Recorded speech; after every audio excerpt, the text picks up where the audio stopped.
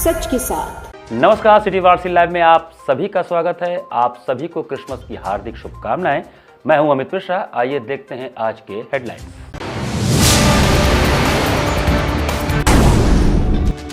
रामनगर थाना क्षेत्र में 8 वर्षीय दिव्यांग बालिका माहिरा का अपहरण के बाद मिला शव, मची सनसनी। धूमधाम के साथ मनाया गया क्रिसमस का पर्व। चरण में जन्मे प्रभु यीशु महागिरजा में सची आकर्षक झांकी, काटा गया 70 किलो का केक, गूंजे कैरोल्स। बीएचयू में 3 दिवसीय मालवीय स्मृति पुष्प प्रदर्शनी 2024 का शुभारंभ। बाबा विश्वनाथ और कुंभ को समर्पित रही पुष्प प्रदर्शनी। और बांग्लादेशी हिंदुओं का प्रतिनिधि मंडल शंकराचार्य स्वामी अविमुक्तेश्वरानंद से मिला। और अब समाचार विस्तार से। रात 12 बजते ही प्रभु यीशु के जन्मोत्सव की खुशी में चर्चों की घंटियां और कैरोल्स से माहौल उत्सवमय हो उठा। रात 12 बजते प्रभु यीशु के जन्मोत्सव की खुशी में चर्चों की घंटियां गूंज उठी और कैरोल्स ने माहौल को उत्सवमय कर दिया। गिरजाघरों और मसीही परिवारों में केक काटकर इस खुशी को साझा किया गया। मैरी क्रिसमस और जिंगल बेल जैसे गीतों ने फिजा में उत्साह भर दिए। छावनी स्थित महागिरजा में प्रभु यीशु के चरनी में जन्म की सुंदर झांकी सजाई गई। बिशप फादर यूजिन जोसेफ ने 70 किलो का भव्य केक काटा और बाइबिल का पाठ कर दुनिया में शांति और खुशहाली की प्रार्थना की। मंगलवार रात 10:30 बजे से प्रभु यीशु के जीवन और उनकी महिमा का वर्णन करते हुए बाइबिल पाठ प्रारंभ हुआ। मीसा पूजा के दौरान पुरोहितों ने पाप क्षमा प्रवचन और रोटी व दाखरस पर प्रार्थना किया। रात 12 बजते ही प्रभु यीशु के बाल स्वरूप को चरनी में रखा गया, जिसके दर्शन और स्पर्श के लिए श्रद्धालुओं की भीड़ उमड़ पड़ी। महागिरजा परिसर में बुधवार से 3 दिवसीय क्रिसमस मेले की शुरुआत हुई, जिसमें श्रद्धालु प्रभु यीशु के जन्मोत्सव का आनंद उठाए। इस अवसर पर लोगों ने शांति, भाईचारे और प्रेम का संदेश फैलाने की कामना की। प्रभु यीशु के जन्मोत्सव का यह आयोजन विश्वास, समर्पण और आध्यात्मिक ऊर्जा से भरा रहा। भारतीय शिक्षा मंदिर में पूर्व प्रधानमंत्री अटल बिहारी वाजपेयी जन्म शताब्दी समारोह में उप मुख्यमंत्री केशव प्रसाद मौर्य शामिल हुए। वाराणसी के भारतीय शिक्षा मंदिर प्रांगण में पूर्व प्रधानमंत्री अटल बिहारी वाजपेयी जन्म शताब्दी समारोह में आयोजित प्रदर्शनी व संगोष्ठी में शामिल होने केशव प्रसाद मौर्य पहुंचे। डिप्टी सीएम के साथ मौर्य ने पूर्व प्रधानमंत्री को नमन करते हुए उनके किए हुए कार्यों को सराहा। डिप्टी सीएम ने इस अवसर पर भारत रत्न पंडित मदन मोहन मालवीय जी को भी नमन किया। इस दौरान डिप्टी सीएम केशव प्रसाद मौर्य ने प्रदेश में कानून व्यवस्था को लेकर कहा कि कानून व्यवस्था के साथ जो खिलवाड़ करेगा उसको उत्तर प्रदेश की पुलिस ढूंढ लेगी और कड़ी कार्रवाई करेगी। वह कोई भी हो, बच नहीं सकता। अखिलेश पर हमलावर दिखे डिप्टी सीएम ने कहा कि आने वाले वक्त में समाजवादी पार्टी समाप्तवादी सरकार बनेगी। देश ही नहीं, प्रदेश में बीजेपी की सरकार है, जनता संतुष्ट है। 2027 में फिर भाजपा की सरकार बनेगी। 2047 तक चाहे गठबंधन हो या अकेले लड़े, न हाथी चलेगी, न पंजा टिकेगा, न साइकिल चलेगी, सरकार बीजेपी की ही बनेगी। कानून व्यवस्था से जो खिलवाड़ करेगा, पाताल के अंदर भी घुसा होगा, तो आप भरोसा रखिए उत्तर प्रदेश की पुलिस उसे खींच लाएगी, पकड़ लाएगी और उसके खिलाफ कानून के हिसाब से कार्रवाई करेगी। अखिलेश यादव जी ने तानाशाह बोले, सत्ता में जो आता है तानाशाह हो जाता है, और कंस और रावण की। देखिए, श्री अखिलेश यादव जी जैसे रहे होंगे वैसे वो दूसरे के बारे में सोचते होंगे, लेकिन सुशासन और विकास यह भारतीय जनता पार्टी का फार्मूला है। और देश और प्रदेश की जनता, चूँकि देश में भी हमारी सरकार है, प्रदेश में भी हमारी सरकार है, जनता संतुष्ट है और लगातार भारतीय जनता पार्टी विजय यात्रा पर है। समाजवादी पार्टी आने वाले समय में समाप्तवादी पार्टी बनेगी, कांग्रेस मुक्त भारत बनेगा और भारतीय जनता पार्टी का परचम 2027 में 2017 की तरह लहराएगा और 2047 तक सपा हो, बसपा हो, कांग्रेस हो, अलग अलग लड़े, चाहे मिल करके लड़े, न हाथी चलेगा, न साइकिल चलेगी, न पंजा टिकेगा। बांग्लादेश में हिंदुओं पर हो रहे अत्याचार के चलते बांग्लादेशी हिंदुओं का एक प्रतिनिधिमंडल शंकराचार्य स्वामी अविमुक्तेश्वरानंद से मिला। बांग्लादेश में हिंदुओं की स्थिति अत्यंत गंभीर है। 5 अगस्त 2024 के बाद वहां उभरे राजनीतिक संकट ने अराजकता की स्थिति पैदा कर दी है। अखबारों में प्रतिदिन यहां के भयावह हालात की खबरें आ रही हैं, जो किसी भी सभ्य समाज को झकझोरने के लिए पर्याप्त हैं। बांग्लादेश में हिंदुओं पर हो रहे अत्याचारों को लेकर केदारघाट स्थित श्री विद्या मठ में शंकराचार्य स्वामी अविमुक्तेश्वरानंद ने गहरी चिंता व्यक्त की। शंकराचार्य ने इस बात पर भी दुख व्यक्त किया कि भारत के राजनीतिक दल और अंतर्राष्ट्रीय समुदाय बांग्लादेशी हिंदुओं की दुर्दशा पर मौन रहता है। उन्होंने कहा कि जिस प्रकार भारत में मुसलमानों के अधिकारों और मुद्दों को तवज्जो दिया जाता है, वैसा ही समर्थन बांग्लादेश के हिंदुओं को भी मिलना चाहिए। शंकराचार्य से मिलने के लिए बांग्लादेश से 12 हिंदुओं का एक प्रतिनिधिमंडल आया। उनके साथ दिल्ली की विदुषी मधु भी थी, जिन्होंने पहले ही शंकराचार्य को हिंदुओं की व्यथा से अवगत कराया था। प्रतिनिधिमंडल ने शंकराचार्य से अपनी समस्याएं साझा की। उनकी शिकायतें अत्यंत दुखद थी। उनकी संपत्तियों की लूट, हत्या, आगजनी और उनकी बहन बेटियों पर होने वाले अत्याचारों ने पूरी तरह से तोड़ दिया है। शंकराचार्य ने इन पीड़ित हिंदुओं से पूछा कि वे अपना धर्म क्यों नहीं बदल लेते। इस पर उन्होंने जवाब दिया कि वे मरते दम तक इस्लाम स्वीकार करने की सोच भी नहीं सकते। उनकी इस दृढ़ता ने शंकराचार्य को गहराई से प्रभावित किया। उन्होंने कहा कि इन हिंदुओं का साहस उन भारतीय हिंदुओं से कहीं अधिक है जो थोड़े से लालच में अपना धर्म बदल लेते हैं। बांग्लादेश से आए प्रतिनिधियों ने बताया कि यहाँ हिंदुओं को निशाना बनाने की घटनाएं दिन प्रतिदिन बढ़ती जा रही हैं। सरकारी नौकरियों में काम करने वाले हिंदुओं को जबरन इस्तीफा देने के लिए मजबूर किया जा रहा है। मंदिरों पर हमले, मूर्तियों का तोड़ा जाना, पुजारियों की हत्या और महिलाओं के साथ अमानवीय व्यवहार आम बात हो गई है। पीड़ितों ने शंकराचार्य से अपनी मांगें साझा की। उनकी प्रमुख मांगें थी कि हिंदुओं के लिए अलग राष्ट्र या स्वायत्त क्षेत्र, बांग्लादेश के हिंदुओं को सुरक्षित स्थान पर बसाने की व्यवस्था, आबादी की अदला बदली, बांग्लादेश के हिंदुओं को भारत में लाना और वहाँ के मुसलमानों को बांग्लादेश भेजना, हिंदुओं को भारत में स्थायी रूप से बसने का अधिकार देना, इजराइल की तर्ज पर दुनिया में जन्मे हर हिंदू को भारत का नागरिक मानना, जो हिंदू भारत में रह रहे हैं उनकी वीज़ा अवधि बढ़ाना, बांग्लादेश के हिंदुओं को सम्मानजनक रोजगार देने की व्यवस्था करना, हिंदुओं के मनोबल को बढ़ाने के लिए बांग्लादेश में प्रतिनिधिमंडल भेजा जाए। प्रतिनिधिमंडल ने स्पष्ट किया कि वे अपनी लड़ाई खुद लड़ेंगे। उन्होंने किसी प्रकार की आर्थिक सहायता की मांग नहीं की, बल्कि अपने सम्मान और अधिकारों के लिए संघर्ष करने का संकल्प लिया। यह गौरव और आत्मसम्मान का प्रतीक है जो उनके दर्द को और अधिक मार्मिक बनाता है। धार्मिक मामला है, धार्मिक रहने दिया जाए, लेकिन हम धार्मिक लोग किसी भी दशा में अपने किसी भी मंदिर को जिसके ऊपर अत्याचार हुआ है उसको छोड़ने के लिए तैयार नहीं। रामनगर थाना क्षेत्र में 8 वर्षीय दिव्यांग बालिका माहिरा की संदिग्ध परिस्थिति में मौत से सनसनी फैल गई। रामनगर थाना क्षेत्र में 8 वर्षीय दिव्यांग बालिका माहिरा की संदिग्ध परिस्थिति में मौत ने इलाके में सनसनी फैला दी है। बुधवार सुबह बहादुरपुर स्थित प्राथमिक विद्यालय के पास बालिका का शव बोरे में भरकर फेंका हुआ मिला। इस घटना के बाद क्षेत्र में दहशत और आक्रोश का माहौल है। माहिरा, जो रामनगर के सूजाबाद क्षेत्र में कामिल शहीद मजार के पास रहती थी, मंगलवार की शाम लगभग 7 बजे घर से दुकान के लिए निकली थी। उसके पिता शहजादे ने बताया कि जब वह देर रात तक घर नहीं लौटी तो उसके परिवार ने उसे ढूंढना शुरू किया। काफी खोजबीन के बाद भी कुछ पता न चलने पर पुलिस को सूचना दी गई। बुधवार सुबह बहादुरपुर के प्राथमिक विद्यालय के पास स्थानीय लोगों ने एक बोरे में बालिका का शव देखा। घटना की सूचना मिलते ही रामनगर पुलिस मौके पर पहुंची। घटनास्थल पर फॉरेंसिक टीम को बुलाया गया और शव को पोस्टमार्टम के लिए भेज दिया गया। रामनगर थानाध्यक्ष राजू सिंह ने बताया कि मामले की गहराई से जांच की जा रही है। प्राथमिक जानकारी के अनुसार सीसीटीवी फुटेज खंगाले जा रहे हैं ताकि बालिका के लापता होने से लेकर शव मिलने तक की कड़ी जोड़ी जा सके। इस घटना से पूरे क्षेत्र में डर और आक्रोश का माहौल है। स्थानीय लोगों ने दोषियों को जल्द पकड़ने और कठोर दंड देने की मांग की है। पुलिस ने आश्वासन दिया है कि मामले की गंभीरता से जांच की जाएगी और जल्द ही आरोपियों को गिरफ्तार किया जाएगा। 3 दिवसीय मालवीय स्मृति पुष्प प्रदर्शनी 2024 का बुधवार को काशी हिंदू विश्वविद्यालय में उद्घाटन हुआ।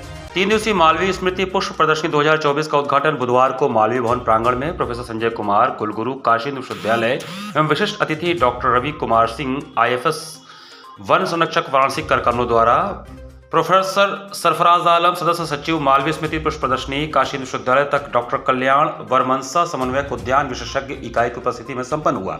उद्घाटन के समय प्रोफेसर AK नेमा, छात्र अधिष्ठाता प्रोफेसर SVS राजू, निदेशक कृषि विज्ञान संस्थान, प्रोफेसर SN संखवार, निदेशक चिकित्सा विज्ञान संस्थान, अश्विनी कुमार देशवाल, वरिष्ठ अधिकारी उद्यान काशी विश्वविद्यालय एवं अन्य गणमान्य अधिकारी उपस्थित रहे।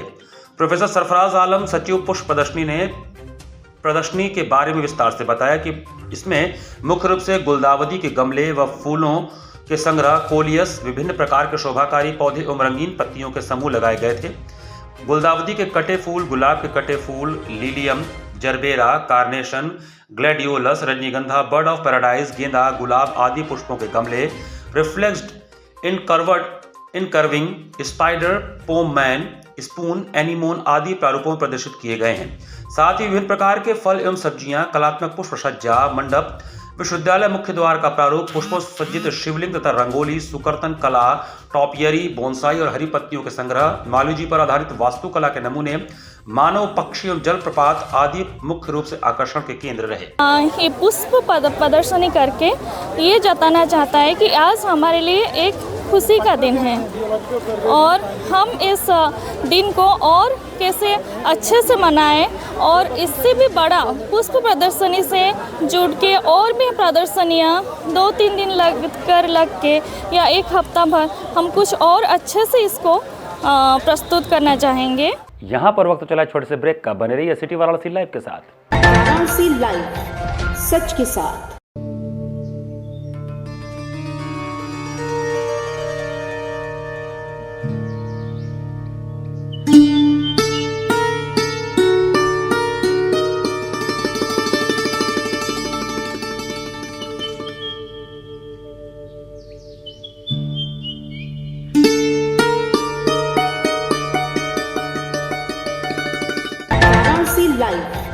सच के साथ। ब्रेक के बाद आपका स्वागत है।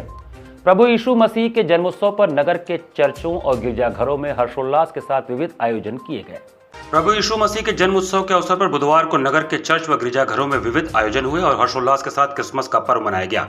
सिगरा स्थित सेंट पॉल चर्च में भी प्रार्थना सभा का आयोजन किया गया। इस अवसर पर पादरी सेम जोशुआ सिंह ने मसीह की शिक्षा का सार समझाया और बताया कि हम सबको आपस में प्रेम से रहना चाहिए और ईसा मसीह की शिक्षा के अनुसार अपना जीवन व्यतीत करना चाहिए। भारत सहित पूरे विश्व में शांति रहे और भारतवर्ष की उन्नति के लिए प्रार्थना की गई।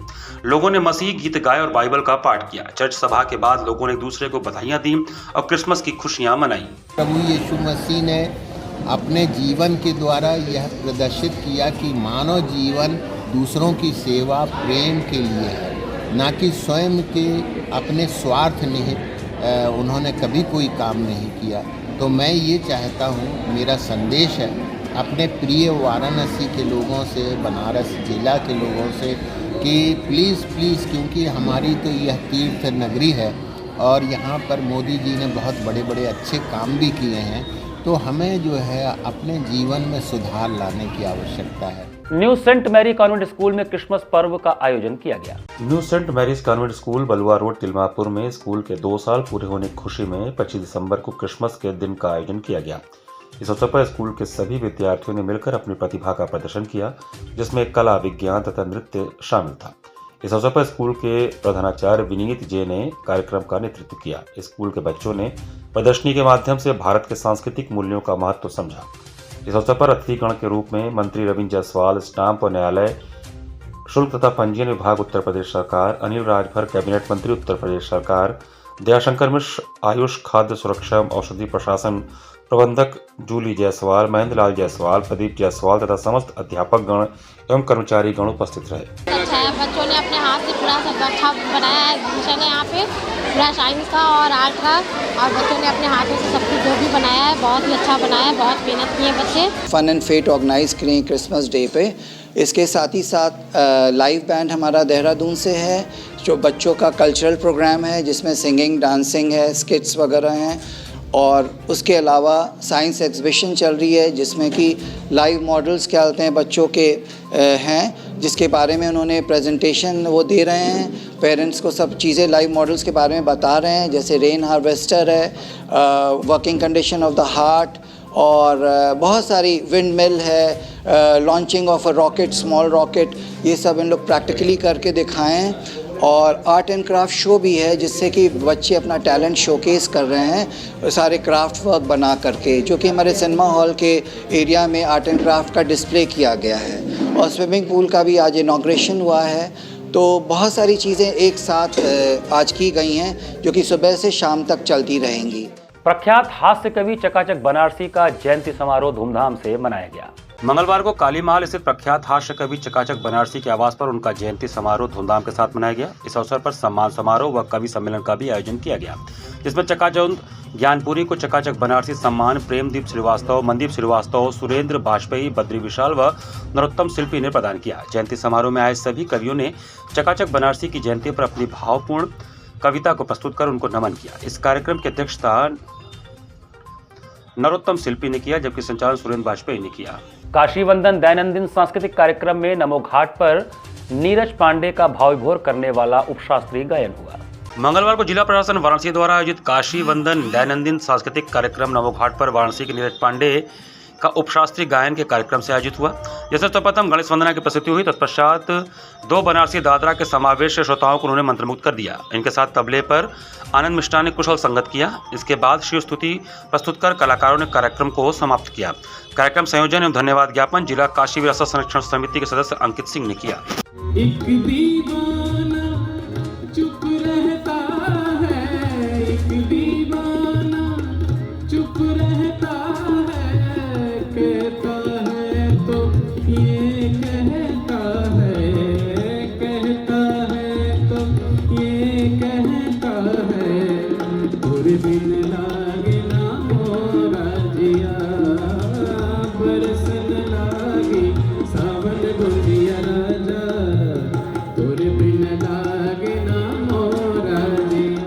घाट संध्या कार्यक्रम में अभिनव आनंद के कथक नृत्य ने दर्शकों का मन मोह लिया। जिला प्रशासन के अभिनव पहल पर मंगलवार को सुबह बनास के अंतर्गत घाट संध्या कार्यक्रम में दिल्ली से पधारे युवा कलाकार अभिनव आनंद ने उत्तर भारत के प्रसिद्ध कथक नृत्य की प्रस्तुति का शुभारंभ गणेश स्तुति तत्पश्चात तराना ठुमरी एवं समापन शिव स्त्रोत से किया। कलाकार ने पद लय ताल अंग संचालन नुपुर की झंकार के माध्यम से दर्शकों के हृदय को आह्लादित किया। कलाकार को प्रमाण पत्र सीमा केशरी ने प्रदान किया। प्रमाण पत्र प्रदान करने के साथ ही उनके संगीत साधना की भी प्रशंसा की गई। घाट संध्या कार्यक्रम का संयोजन सुबह बनास सचिव संस्थापक डॉक्टर रत्नेश वर्मा ने किया है। कार्यक्रम का सफल संचालन सीमा केसरी ने किया। इस अवसर पर भारी संख्या में दर्शकगण उपस्थित रहे।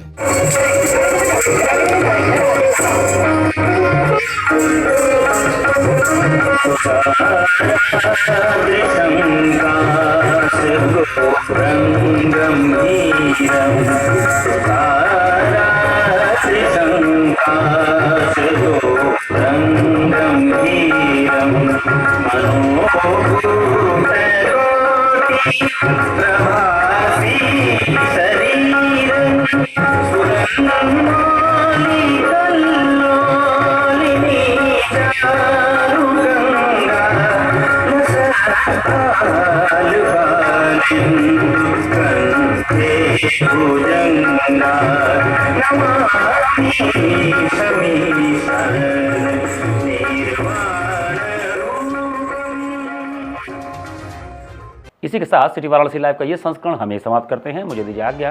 नमस्कार।